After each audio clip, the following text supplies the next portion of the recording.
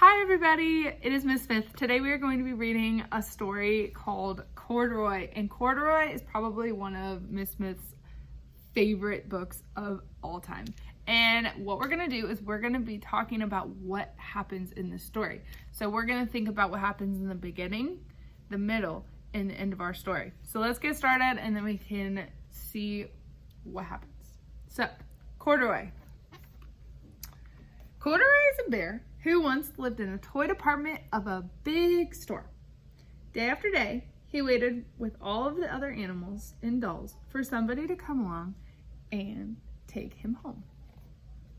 He's that good. The store was always filled with shoppers buying all sorts of things, but no one ever wanted a small bear in green overalls.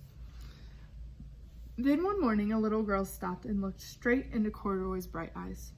"Oh, Mommy," she said, "look, there's the very bear I've always wanted." "Not today, dear," her mother sighed. "I've spent too much already. Besides, he doesn't look new. He lost the button on one of his shoulder straps."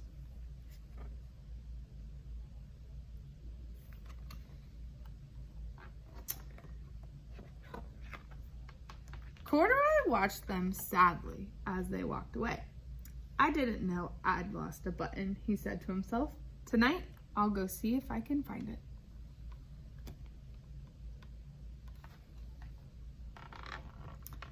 Late that evening, when all of the shoppers had gone and the doors were shut and locked, Corduroy climbed carefully down from his shelf and began searching everywhere on the floor for his lost button.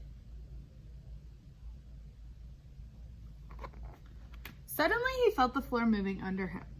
Quite by accident, he had stepped onto an escalator and he went up.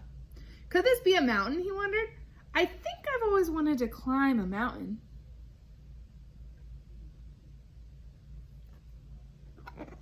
He'd stepped off the escalator as it reached the floor, and there before his eyes was the most amazing sight.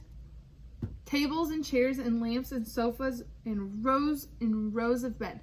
"This must be a palace," Corduroy gasped. "I guess I've always wanted to live in a palace."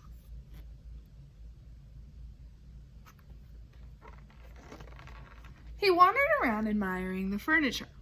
"This must be a bed," he said. "I've always wanted to sleep in a bed." And he crawled up onto the thick, large mattress.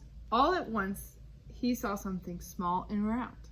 "Why, here is my button," he cried.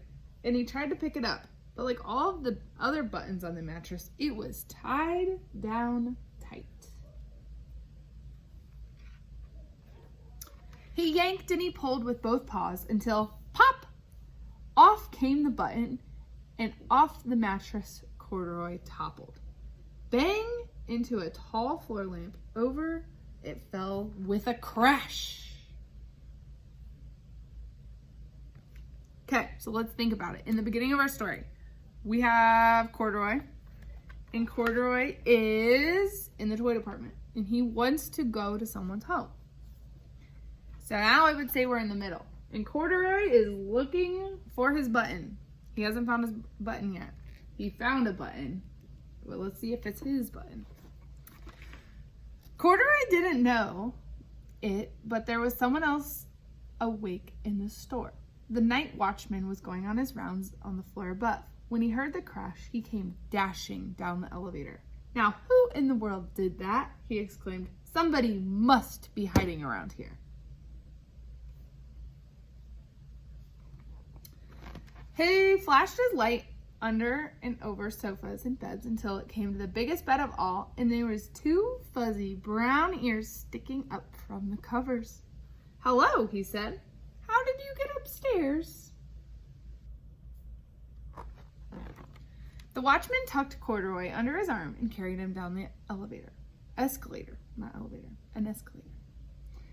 and set him on the shelf in the toy department with the other animals and dolls.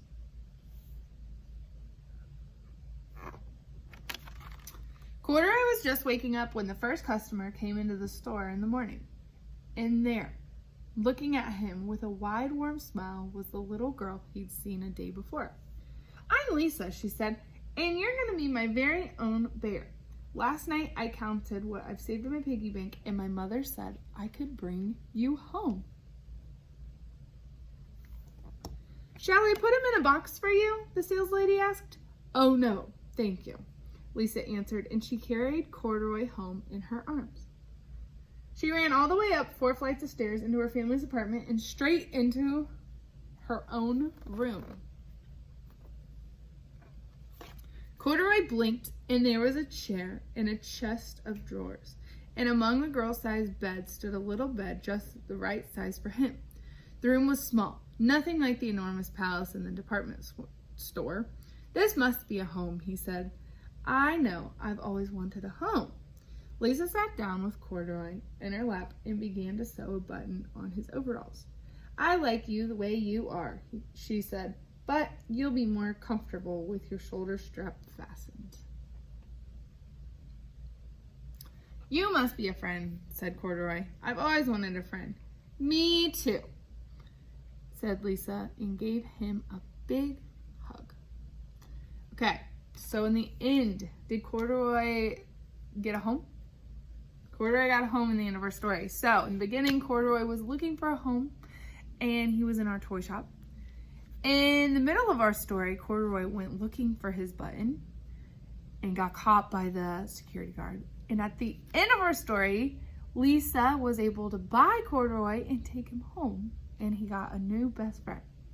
So I want you to say it in your own words. What happens in the beginning, the middle, and the end. All right, good luck, guys.